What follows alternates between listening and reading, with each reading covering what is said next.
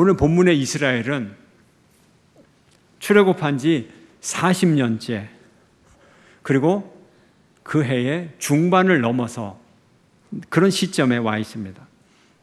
이스라엘 백성들은 물론 모르죠. 우리는 다 아니까 연도를 측정해서 출애굽 40년 중반을 넘어서 후반부로 지금 가고 있다. 6, 7월쯤 됐다. 이렇게 우리가 얘기할 수가 있습니다. 이제 출애굽이 광야의 방황이 끝나야 되겠죠. 항상 광야에만 있으면 되겠습니까? 가나안 땅을 들어가야죠. 이제 하나님이 40년을 광야에서 머물기로 했으니까 이제 곧 그 기간이 끝나가는 겁니다. 물론 모든 일의 주체는 하나님이시고 이스라엘 백성들은 아직도 철이 없고 아무것도 모르고 그러고 있는 그런 시절입니다. 이들이 가나안 땅에 바로 남쪽 호압까지 도달했다 그랬어요. 지난주 본문에 이어지는 본문입니다. 그리고 이 위치는 사해 바로 밑에, 사해의 남서쪽에 접해 있습니다. 그래서 이 사해 길을 따라서 이제 북쪽으로 올라가기만 하면 가나안 땅을 정복하게 되어 있어요. 역사의 목적을 이루게 되어 있어요. 그런데 그곳이 에돔 땅이었어요. 에돔 땅. 에돔은 야곱의 쌍둥이 형입니다. 에돔 땅인데 나라가 땅이 꽤 넓고 그 다음에 군대도 있고 왕도 있고 이스라엘 백성들과는 다르게 강한 민족이었어요. 그래서 모세가 에돔 왕에게 사신을 보냅니다. 우리가 당신의 땅을 통과만 하겠습니다. 통과할 수 있도록 좀 허락을 해 주십시오. 에돔의 입장에서는 말도 안 되는 얘기예요. 이스라엘 민족이 200만 명이나 되는데 땅을 그냥 통과만 시킨다고요? 그런 일은 있을 수가 없죠. 나라가 위태로워지죠. 절대 안 된다고 거절을 했습니다. 모세가 또 얘기합니다. 우리가 통행세를 지불하겠습니다. 물을 마시면 물값을 주겠습니다. 철없는 사람이 그 밭에 서리를 해서 먹으면 비용을 배상을 하겠습니다. 이렇게 약속을 했습니다. 이스라엘 자손이 이르되 우리가 큰 길로만 지나가겠고 우리나 우리 짐승이 당신의 물을 마시면 그 물값을 낼 것이라. 우리가 도보로 지나갈 뿐인즉 아무 일도 없으리라 하나. 그러나 그 제안은 받아들여지지 않았습니다. 도리어 에돔 왕이 군대를 끌고 와서 당신들 우리 땅에 들어오기만 해봐라. 다 죽여버리겠어. 이렇게 경계를 섰습니다. 이제 이스라엘 백성들은 에돔 땅을 통과하지 못하고 이제 그 넓은 에돔 땅을 아래로 빙 돌아서 이제 길을 가게 되어 있습니다. 이 소식이 옆에 나라에 전해졌어요. 바로 옆에 있는 아랏이라는 왕국이 있는데 이 아랏에 전해졌어요. 아랏이 비상이 걸렸습니다. 왜요? 에돔 땅을 통과하지 않으면 바로 옆에 있는 자기들 땅을 통과할 것 같으니까 불안해졌어요. 아랏 왕이 불안해졌어요. 두려움에 떨었어요. 아랏 왕은 아다림 길이라고 해서 아랏 왕국에는 길이 하나 나 있는데 아다림 길이라 그래요. 이 아다림이 뭐냐? 정탐꾼이란 뜻이에요. 그러니까 그 길이 정탐꾼들이 다니는 길이라는 거죠. 길이 있긴 있는데 비밀스러운 길이에요. 아주 좁은 길이에요. 넓은 길은 아닙니다. 그렇지만 아랏 왕의 입장에서는 이 길이라도 이스라엘 백성이 통과하겠다고 덤비면 이제 속수무책이에요. 그래서 아랏 왕은 어떻게 했느냐? 선제 공격을 합니다. 이스라엘 백성들을 미리 먼저 기습 공격을 해서 백성들의 몇 명을 포로로 미리 잡아놓습니다. 지금 그런 전략을 씁니다. 이스라엘 백성들 이번에는 그런데 이 아다림 길에서 정탐꾼의 길에서 과거와 같은 그런 일이 있었어요. 과거에 어떤 일이 있었습니까? 이 정탐꾼의 길을 통하여 12정탐꾼이 40일을 정탐하고 돌아와서는 아주 그 땅을 악평을 했죠. 무서운 땅이라고. 이제 그 악평을 듣고 이 사람들이 원망을 하다가 40년의 세월을 광야에서 보내라. 하나님의 벌을 받은 거죠. 하나님의 징벌을 선고받은 자리죠. 바로 그 길, 그 땅이었어요. 그리고 그곳에서 섣부르게 전쟁을 하다가 패배한 그 땅이 바로 그곳이었어요. 근데 이번에는 이전과 다릅니다. 이스라엘 백성들이 하나님께 매달리고 서원을 합니다. 주님, 하나님, 이 전쟁에서 이기게 해주십시오. 우리가 그 땅을 진멸하고 모든 것을 하나님께 다 드리겠습니다. 서원 기도를 올립니다. 이스라엘 백성들이 드물게 보이는 신앙적 자세입니다. 이런 일이 별로 없었어요. 이들이 뭐 기도를 한다든지 이런 일이 별로 없었어요. 근데 이들이 하나님 앞에 서원을 합니다. 하나님이 이스라엘 백성들의 서원을 들으시고 그 기도를 들어주셨어요. 불평과 불만, 원망만 있던 백성들인데 오랜만에 서원을 하니 하나님이 들어주셨어요. 그래서 그곳을 진멸하게 만듭니다. 전쟁에서 이겼어요. 그 땅 이름을 호르마라, 진멸하였다, 이런 뜻입니다. 호르마다 이름을 주었어요. 아까도 말씀드렸지만 이스라엘 백성들은 이전에도 바로 이 호르마에 간 적이 있죠. 가데스 바네아에서 모세가 싸우지 말라고 했는데 굳이 모세의 경고를 무시하고 언약궤도 앞세우지 않고 섣불리 가나안 땅으로 갔다가 대패를 하고 이 호르마까지 쫓겨왔던 경험이 있어요. 실패의 땅이었어요. 패배의 땅이었어요. 근데 그 패배의 땅을 하나님이 승리의 땅으로 만들어 주셨던 것입니다. 이렇게 아랏과의 전투는 하나의 전환점을 이룹니다. 전환점을 이루고 가나안 정복을 향한 기대로 바뀝니다. 이들이 승리의 환희를 하게 됩니다. 그러나 그 정탐꾼의 길은 민족이 이동할 수는 없는 길이었어요. 에돔이 완강하게 버팀으로 이제 다시 돌아가기로 결정을 하고 광야로 내려옵니다. 백성들의 마음이 상했어요. 그리고 하나님을 불평합니다. 그 이유가 무엇이냐? 험한 길 때문이다. 오늘 본문은 그렇게 나와 있어요. 길 때문이다. 돌아가는 길 때문이다. 근데 돌아가는 길은 어떤 길인가요? 평평한 길인가요? 아니요. 여전히 사막길입니다. 고난의 길입니다. 물도 없고 음식도 없는 그런 길입니다. 이들이 아이고 가나안 정복 이제 하는가 했더니 또 돌아가야 되는구나. 원래 직선거리로 하면 수십 킬로 걸어가면 되는데 밑으로 돌아가면은 그 길이를 따지면 수백 킬로, 10배가 넘는 길을 걸어가야 되는 겁니다. 그것도 사막길을 걸어가야 됩니다. 그래서 마음이 상했다 그랬어요. 이 고생을 또 해야 되는구나. 근데 상했다는 뜻을 보면 원어로 보면 짧다 이런 의미를 갖고 있어요. 마음이 짧아졌어요. 마음이 좁아진 거죠. 마음이 넓으면 어떻게 돼요? 여유가 생기잖아요. 포용을 하게 되잖아요. 자기의 형편을 이해하게 되잖아요. 근데 마음이 좁아졌어요. 용납을 못합니다. 인내를 못합니다. 백성들의 마음이 좁아졌다는 거예요. 우리가 믿음을 믿음답게 지키려면 인내가 있어야 되는 겁니다. 인내가 있어야 돼요. 인내 없는 믿음은 사실은 그건 믿음이라고 할 수가 없어요. 믿음이라고 할 수가 없어요. 우상을 숭배하는 사람들은 기도를 하면 즉각 나아야 돼요. 기도를 하면서도 내 몸이 낫나 안 낫나? 그걸 측정하고 있어요. 그게 우상을 숭배하는 사람, 무당을 섬기는 사람들. 인내가 없어요. 아유, 누가 교회 가라 그랬더니 교회 가서 기도받고 아멘 하는 순간 맨 니은 자가 딱 끝나는 순간 암이 그냥 팍 나버려야 되는데 암이 안 낫는다고 돌아가가지고 목사한테 기도받았는데 안 났어. 이 믿음이 아니죠. 이거는 믿음은 인내가 있어야 됩니다. 믿음에 인내를 더해야 됩니다. 인내를 갖는 믿음을 가지시기를 주의 이름으로 축원합니다. 백성들은 또다시 먹고 마실 것에 대해서 불평을 하고 애굽을 선망하고 모세를 원망하고 그랬어요. 이들의 노래는 1절, 2절, 3절로 되어 있는데 항상 똑같아요. 신세대나 구세대나 똑같습니다. 첫째 후렴구, 어찌하여 우리를 애굽 땅에서 인도하여 내어 여기서 이 고생을 하는가? 이게 1절 가사예요. 출애굽의 반대, 환애굽, 애굽으로 돌아가자. 애굽이란 무엇을 의미합니까? 애굽은 저주와 죄악과 심판의 땅을 의미해요. 그곳으로 돌아가자는 거예요. 그곳에서 생선과 오이와 참외와 부추와 파와 마늘 참 맛있었는데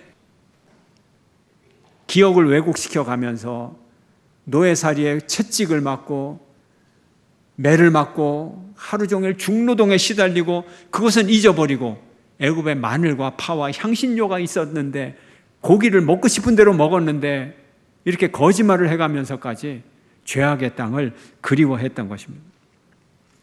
후렴구 2절은 어떻게 되느냐?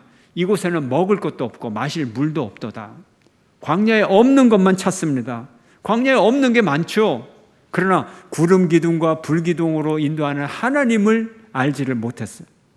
하나님이 계시잖아요. 모든 것이 있잖아요. 물의 문제, 생명의 문제입니다. 물이 소중합니다. 그러나 물이 없지 않아요. 귀한 거지. 이스라엘 백성들 200만 명이 40년을 광야에서 지내면서 단 한 명도 목말라 죽었다라는 기사가 없어요. 단 한 명도 목이 말라 죽지 않았어요. 하나님이 다 공급해 주셨어요. 백성의 문제는 물이 없어서의 문제가 아니라 그 상황에 대한 믿음의 자세가 없어서 문제예요. 하나님에 대한 믿음이 없어서 문제인 것입니다. 그들의 믿음이 부족해서, 마음이 상해서, 마음이 좁아져서, 마음이 짧아져서 그들의 시력이, 영적인 시력이 근시안적으로 변해서 불평, 불만을 하게 되는 것입니다. 이들의 노래 후렴구 3절은 우리 마음은 이 하찮은 음식을 싫어하노라. 불평, 불만은 현재에 대한 부정입니다. 자기가 가진 것을 감사하지 않고 가진 것을 하찮게 여깁니다. 모든 것은 욕심에서 비롯되는 것입니다. 욕심이 잉태하여 죄를 낳고 죄가 장성한즉 사망을 낳느니라. 야고보서의 말씀입니다. 이 하찮은 음식, 이 보잘것없는 음식, 이 비참한 음식, 이 박한 음식이라고 말합니다. 그런데 이것이 정말 박한 음식인가요? 하나님이 내려주신 기적의 음식이에요. 은혜의 음식이에요. 감사의 음식이에요. 믿음은 하찮은 음식도 감사의 음식으로 변화시킵니다. 불신앙은 은혜의 음식을 하찮은 음식으로 악화시키는 것입니다. 하나님은 이렇게 원망하는 백성들에게 벌을 주십니다. 불뱀을 보내십니다. 독사를 보내십니다. 불뱀이란 뱀의 색깔이 붉을 수도 있고 또 뱀에게 물리면 아주 그냥 빨갛게 그냥 퉁퉁 부어오르면서 곧 죽게 됩니다. 그래서 불뱀이라는 이름을 붙였습니다. 불뱀이 저절로 온 것이 아니라 하나님이 보냈다 그랬어요. 하나님이 보냈다 그랬어요. 하나님이 풀어준 거예요. 뱀을 놓아준 거예요. 그동안에는 하나님이 백성들을 보호하기 위해서 전갈이라든지 야수라든지 그 다음에 불뱀이라든지 독사라든지 이걸 하나님이 딱 붙잡았어요. 이스라엘 백성들을 접근하지 못하도록 다 막았어요. 하나님이 보호해 주셨어요. 그런데 이제 하나님이 화가 나셔서 그 보호해 주시는 손길을 딱 걷어버렸어요. 그러면 밑으로 이제 불뱀들이 마음껏 이스라엘 백성들을 물 수가 있는 것입니다.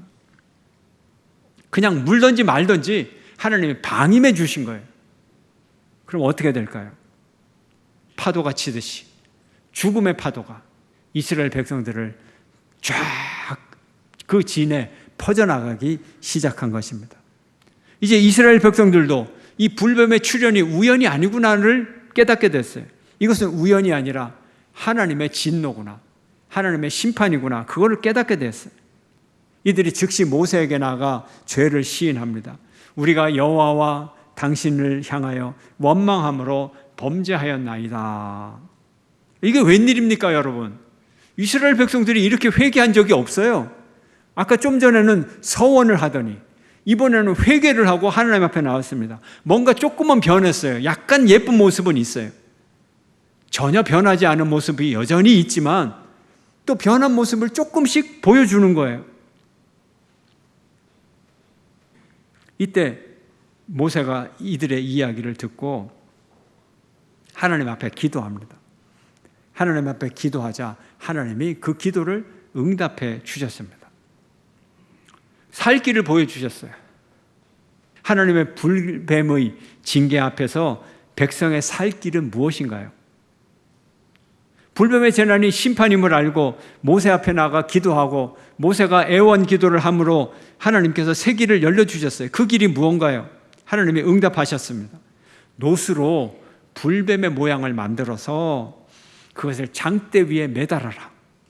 그리고 불뱀에 물린 사람들이 이 장대에 매달린 놋뱀을 바라보면 그 독에서 해방을 받으리라. 하나님의 말씀입니다. 이게 구원의 길이에요. 쳐다보면 살리라 하는 거예요. 처방을 내렸어요.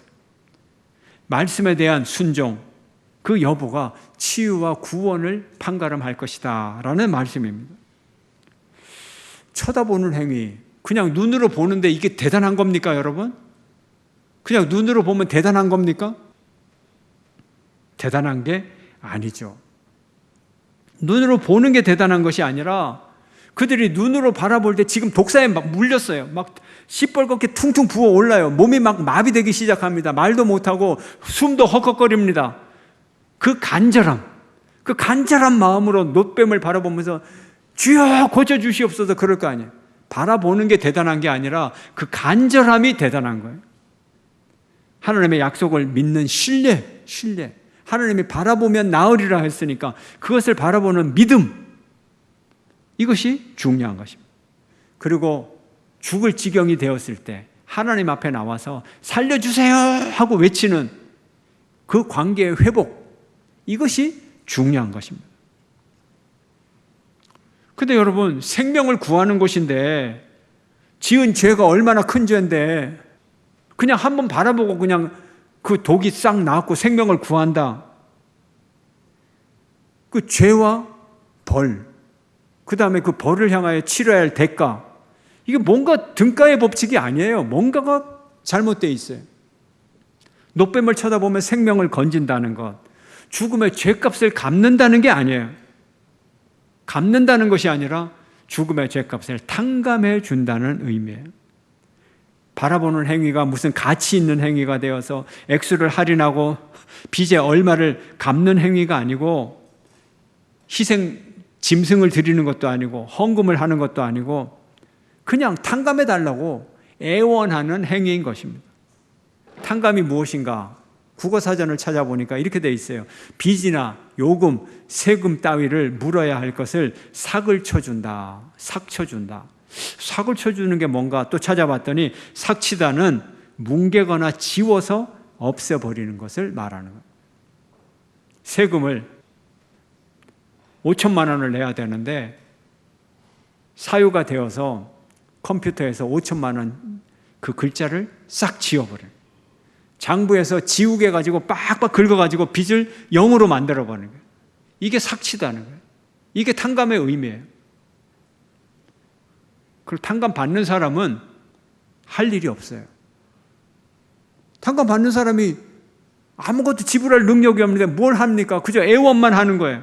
그럼 탕감해주는 사람이 장부에서 그거를 싹 지워오는 거예요. 빡빡 문질러서 지워주는 거예요. 탕감해주는 사람이 할 일이 있는 거지, 탕감 받는 사람은 은혜로 받는 거예요. 이게 하나님의 구원이에요. 이게 하나님의 용서예요. 하나님은 우리에게 아무것도 요구하지 않아요. 왜요? 능력이 없는 걸 알고 계시기 때문에. 전적인 은혜인 것입니다. 생명에 관한 한 우리는 값을 매길 수도 없고 거래할 수도 없고 할인할 수도 없고 흥정할 수도 없고, 우리가 가진 모든 것을 지불해도 우리의 생명의 값에는 1000분의 1, 10,000분의 1, 100만분의 1도 안 되는, 도저히 미치지 못하기 때문에 그래요. 오직 이 빚을 탕감 받느냐 받지 못하느냐, 거기에 달린 것입니다. 그러나 탕감은 탕감해주는 사람 마음이지 탕감 받고 싶은 사람 마음은 아닌 거예요. 이 사건은 사망의 권세를 물리치고 승리하시는 그리스도의 십자가 사건을 예표해주는 사건이었습니다.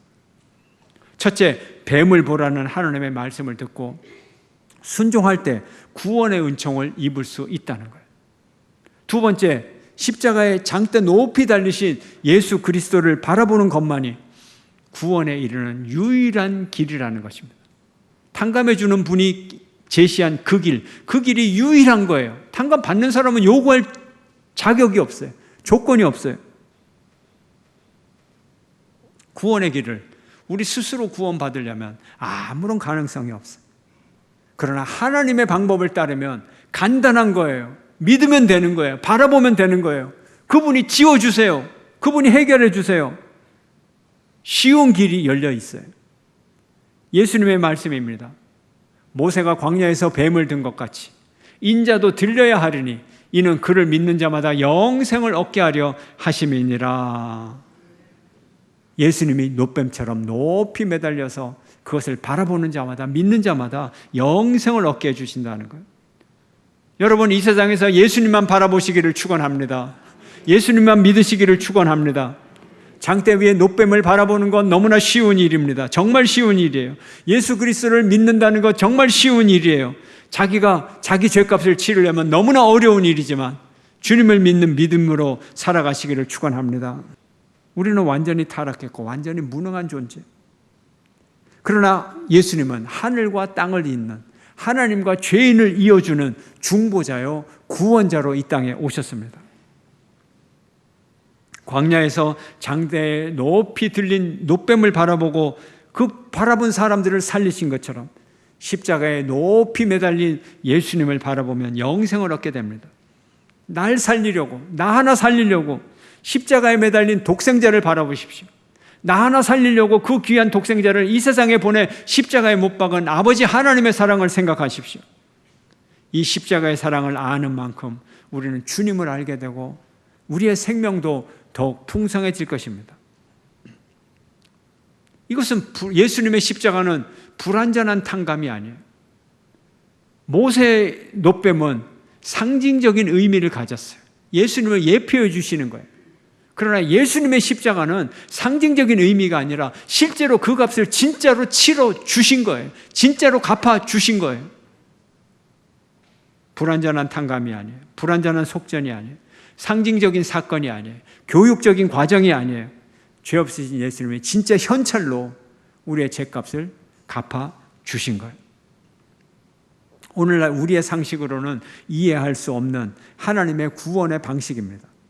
하나님을 만나면 내가 믿을 수 없는 것을 믿게 되는 큰 믿음을 갖게 돼요. 하나님을 알아가면 내가 이해할 수 없는 것을 이해하게 되는 깊은 이해를 갖게 됩니다. 하나님은 왜 사람이 믿을 수 없는, 사람이 이해할 수 없는 이 엄청난 일을 하셨습니까? 그것은 사랑 때문입니다. 사랑 때문에 이 일을 하셨어요. 하나님이 세상을 이처럼 사랑하사, 함께 읽어볼까요? 시작. 하나님이 세상을 이처럼 사랑하사 독생자를 주셨으니 이는 그를 믿는 자마다 멸망하지 않고 영생을 얻게 하려 하심이라. 아멘. 그를 믿는 자, 그 십자가의 은혜를 믿는 자에게 영생을 주셨는데 이 모든 것의 이유는 세상을 사랑하셔서, 나를 사랑하셔서 하나님은 엄청난 일을 우리에게 이루어 주셨던 것입니다. 우리를 구원하시기 위해 자신의 아들을 세상에 보내신 분 하나님, 하나님은 이처럼 그 아들을 십자가에 달아 올리시기까지 우리를 사랑하셨습니다. 하나님께서 독생자의 목숨을 내어주신 최고의 희생, 최대의 희생, 바로 우리를 향한 사랑 때문이었습니다. 사랑하는 성도 여러분, 이 하나님의 사랑에 감사하십시오. 이 하나님의 사랑에 감격하십시오. 그리고 하나님 앞에 모든 것을 맡기고 살아가는, 감사의 삶을 살아가는 저와 여러분 모두가 되시기를 주의 이름으로 축원합니다.